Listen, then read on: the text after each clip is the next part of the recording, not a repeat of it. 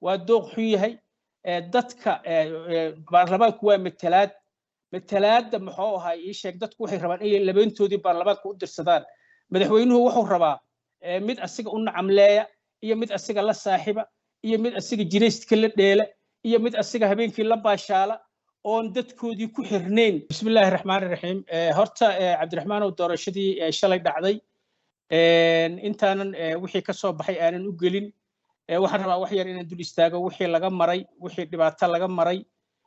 intii shalay kaliya laga maray darsi noogu filan in maxoo ay xildhibaanadii ay imaa waayaan in la carqaladeeyo in jidadkii la xiro in ciidamadii maxoo ay booliiska oo la rabay inay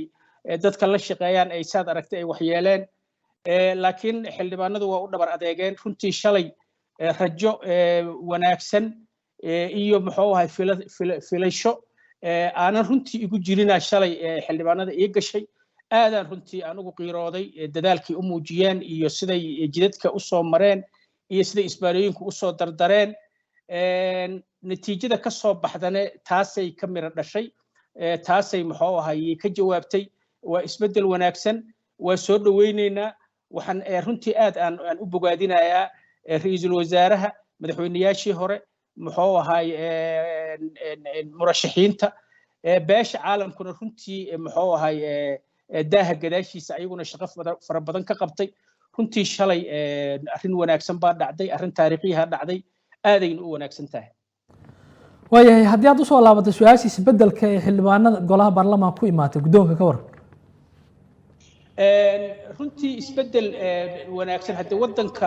muxuu ahay wuxuu ku sugan yahay waa loo jeedaa shalay kaliyaha aan ugu filan shalay dastuur waa la xeeri waaye karaamadii xildhibaanka waa la xeeri waaye xasaanadii waa la xeeri waaye ciidamadii waad arkayseen habka siyaasadeed loo muxuu ahay loo isticmaalayay labadii murashax oo runtii Sheekh Aadan Madoobe gudoomiyaha cusub la tartamay oo Saransoor iyo Black xildhibaan Black hadalkoodii kuugu filan muxuu ahay yaa tusaale kuugu filan in xildhibaan meel 4 kiiloomitir 5 kiiloomitir u jirta goobta lagu codeynaayo oo 6 saacadood 7 saacadood ay ku qaadato in xildhibaanadii muxuu ahay baarlamaankii ay joogeen markii la joogay Villa Hargeysa hoobiyaa lagu rido in haddii ay idankeeda leeyahay bukeefidii laga hadleeyo in carqalad kasta loo dhigo waxay ka jawaabaysaa xaaladda waddanku ku sugan yahay ee ka jawaabaysaa isbeddelkuna sababtaas oo ku yimid waayahay maxaa marka loogu dan lahaa isleedahay shalay in waxaasi la sameeyo maxay ahayd ujeedada laga lahaa wallahi aniga horaan u sheegay muxuu ahay madaxweyne Farmaajo iyo dadka la taliyaashiisa iyo dadka la xulafadiisa caqabad kasta oo doorashadan loo dhigi karo waa u dhigeen mid weyn waa u dhigeen mid nacasnimo oo mukayf la damiyay iyo waa la gaareen doorashadu sabab kasto dib ugu dhici karto iyo qiil kasto loo isticmaali karo iyo isbaara kasto loo dhigi karo ujeedadu waxa waaye in la dheereeyo horaanan u sheegay madaxweynuhu 2 sano oo sharci darrada ahayd oo inuu ku darsado oo rabay inuu daba joogaa intii laga reebo muugiyo inta kale inuu qaato rabaa waayahay maxay ka dhigan tahay marka in shakhsi walba oo Farmaajo lagu tuhunsan yahay ama laga uriyo in guul darro ay ku soo gabagabowdo arrimihiisa horta sideedaba Cabdiraxmaan oo qofka siyaasiga ah muxuu ahay shicibka uu naftiisa suuq geynaya waa qof alaab ama xoolo suuqa keensado kala waaye qofka siyaasiga ah 2 shay unbuu suuqa la yimaadaa hadduu qof kursiga ku fadhiyo ee yahane wixii wax qabadkiisii oo intuu kursiga ku fadhiyo wixii laga dhaxlay ama mirihii oo reebay ayuu la soo suuq tagaa qofka cusubna wuxuu la soo suuq tagaa oo daraska iyo meeshu bulshada u wado madaxweynaha 5 sano wixii laga dhaxlay Soomaalidu muxuu ahay waa ka warqabtaa xagga amniga wixii laga dhaxlay xagga sharciga xagga dib u heshiisiinta xagga xuquuqda muwaadinka muxuu ahay qalbi dhagax laga soo bilaabo Cabdiraxmaan Cabdishakuur ciidamada sida mataqaana loo siyaasadayna يعني waxa madaxweynuhu 4 sano nin kasto kursi ku fadhiyo waxa sugayo kelmadii mataqaana laga sajilay madaxweynihii mataqaana Reagan oo dadkiisa weydiiyay war 4 sano la soo dhaafay meeshii aan xukunka ku qabtay iyo maanta ya idin roon hadda shalay qof kasto jawaabtaas la weydiiyo markii xildhibaanadii saad aragtay loo galay oo iskoola bulisiyo iyo teendhada lagu codeeyo intay isku jiraan waa ogtahay 2 saac ama 3 saac lagu jiro si sharci darraa si dastuurka ka soo horjeeda si karaama la'aana si xeerin la'aana si tixgelin la'aana si mataqaanaa xildhibaanadii xasaanadoodii iyo sharciga ka soo horjeeda haddii mataqaanaa madaxweynuhu wuxuu la soo mataqaanaa uu 5 sano meesha waddanka keenay darsigeedii shalay uu ku soo dhammaaday midda labaad waxa waaye madaxweynuhu waa xulasho xun yahay waa dooq xun yahay dadka baarlamaanku waa matalaadda muxuu ahaa ii sheeg dadku waxay rabaan inay labeentoodii baarlamaanka u dirsadaan madaxweynuhu wuxuu rabaa mid asiga u nacamleeya iyo mid asiga la saaxiiba iyo mid asiga jiraystka la dheela iyo mid asiga habeenkii la baashaala oon dadkoodii ku xirnayn inuu xildhibaan ka dhigo rabaa dadkuna waa u jeedaan waa ka dhiidhiyeen gaalkacyo looga dhiidhiyey hirshabeelle looga dhiidhiyey puntland looga dhiidhiyey jubbaland looga dhiidhiyey labadaas qodob ah madaxweynaha dadkiisii in mataqaanaa saan loo gala keentay sidee u aragtaa marka in madaxweynaha waqtigiisu dhammaaday matalaaddu u waayo dadkiisii gobolka Gedo wallaahi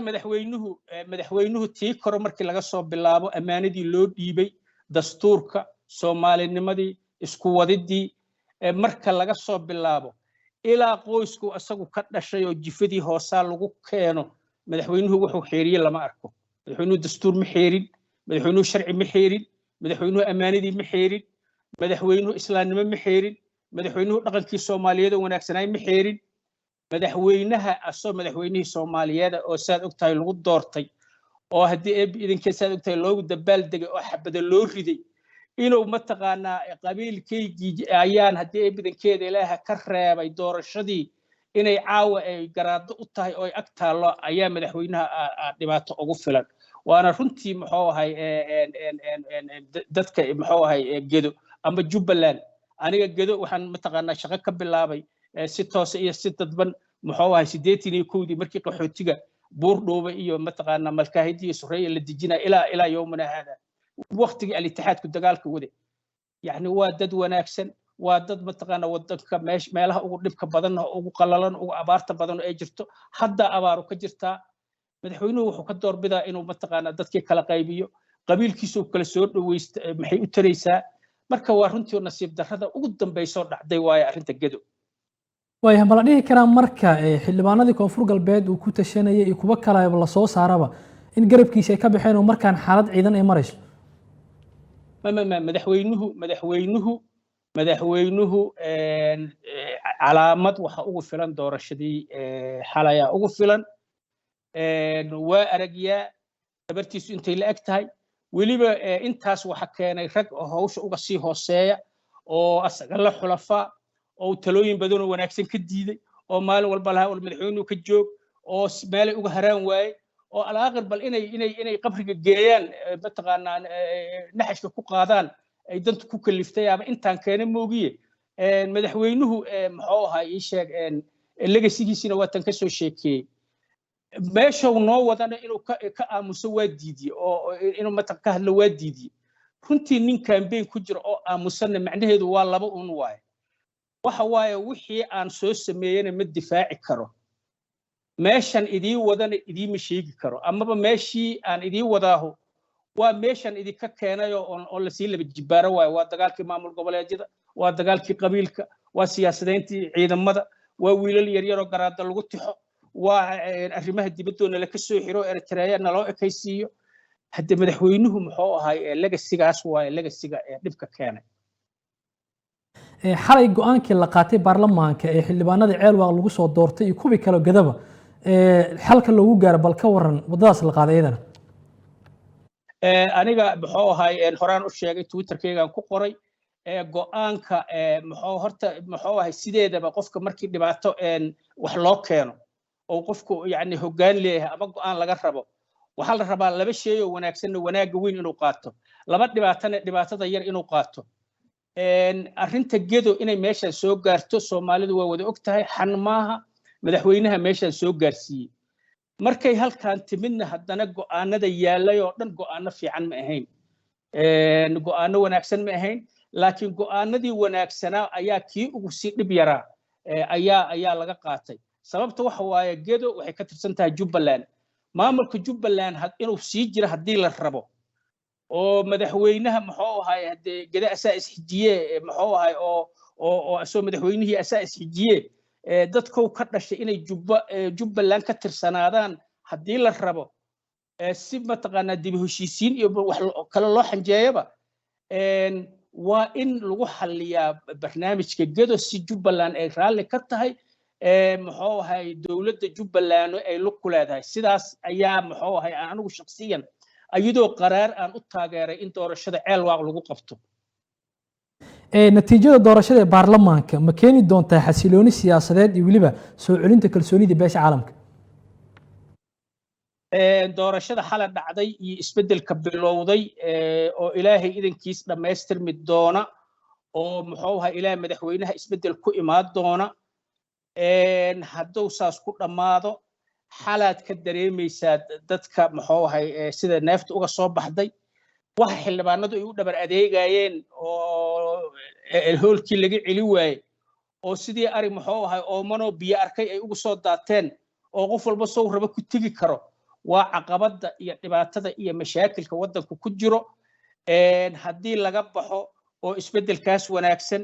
iyo sida xalay ilaahay loogu mahadnaqay iyo mataqaanaa 10kii ugu dambeeyey laylatul qadar inay ahayd ay suurtagal tahay sida ilaahay noo badbaadiyey haddii ilaahay noogu dhammaystiro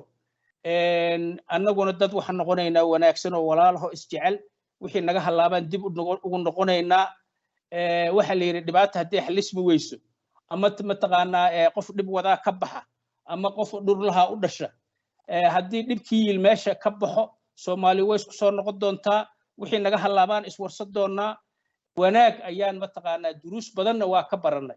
aniga hadda ka hor waxaan yidhi muxuu ahay farmaajo macalinka siyaasadda oo Soomaaliya u noqday nimankaanu wax walba waa bedelaan ninka agoonkaahu waalid ninkaasaa yaqaan ninka haddii badankeeda leeyahay madiga aha walaal qiimihiisa yaqaan farmaajo wuxuuna baray baahida dastuurka baahida sharciga inaan ciidamada la siyaasadayn in la kala joogo oo hay'adaha dawliga ah kala joogaan duruustaasaan ka baranay qof walba Soomaaliya jaamacadaas oo ka baxay waana jaamacad xanuun haddii badan looga soo baxay waaye marka ilaahay idankiis isbedelkaas waa noo dhamaan doonaa wixii naga kala daatan halkaasaan kadib aan ka soo qaban doonaa ma isleedahay marka waa laga bixi doonaa hubanti la'aanta ee arrimaha amniga iyo siyaasadda iyo dhaqaalaha intaba insha Allah ta'ala saasaan jecelnahay muxuu ahay fariimaha aan helayno ama shacabka ka helayno ama beesha caalamka ka helayno waa fariin mataqaanaa yididiila leh waa fariin rajo leh waa fariin runtii yani xalay waqti dambe oo waliba aad u dambe ayaan muxuu ahay nin aan saaxiibana diblomaasiyaha fariin ii soo diray oo wuxuu aad u ammaanayay sida iyadoo la sooman yahay oon la afurin oon la casheyn suxuur loogu gaaray ay uga go'an tahay xildhibaanada doorasho inay u dhacdo marka in go'aanka intaas la eg iyo adkaysiga intaas la eg inuu Soomaalida ku jiro waa example wanaagsan ay noqotay yididiiladaasuna jid wanaagsan ay naqaasiin doontaa haddii ilaahay idmo gabagabada aan soo gaarnay ma jirtaa fursad u harsan ee farmaajo ee dib u doorashadiisa ah aragtidaas ma qabtaa aniga farmaajo ma qabo farmaajo xalay muxuu ahay hadduu wax garanaa xalaya loo shiday muxuu ahay shaashadii oo ka akhrisa lahaa mustaqbalkiisa siyaasadeed sidan kuu sheegay rag xulafaa oo ka agtegi waayey oo qofka hadduu mataqaanaa oo dabeecad xumo iyo dhibaato ama waali ama wax lagu arko qofba sida looga tagaa dad baa uun ku hara oo ama saaxiibtinimo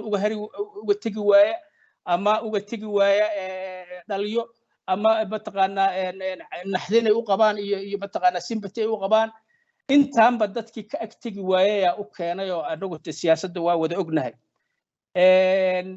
farmaajo muxuu ahay 90kaas ama 80kaas oo aqalka hoosa iyo 15 ilaa 20 sanadka oo raawndo mataqaanaa wareegyada labaad iyo saddexaad hoos u soo noqon doona ayaa meel u taal golaha aqalka hoose aniga waaba gartay sanadka 5 sano madaxweynuhu wuxuu lahaay sanadka hal la xiro albaabada hal la isugu dhufto hal la karaamo tiro dastuurka hal laga saaro aniga senator maanta systemka farmaajo u codeyna oo dhahaaya waxaan raalli ka ahay sidii madaxweynuhu 5 sano la soo dhaafay sanadka ula dhaqmay iyo fikraddu sanadka ka qabo yaanba horta la yaabanahay laakiin si kastaba ha ahaatee oon dadku waa kala fikrad duwan yihiin madaxweynaha awooddiisii xal waa la arkay aniga waxaan qabaa haddii uu karaamo inta yara u hartay sida maxamed mursal uu yeelay inuu yiraahdo tanu meesha u socoto waa u jeedaahe yaan meesha lagu karaamo tirin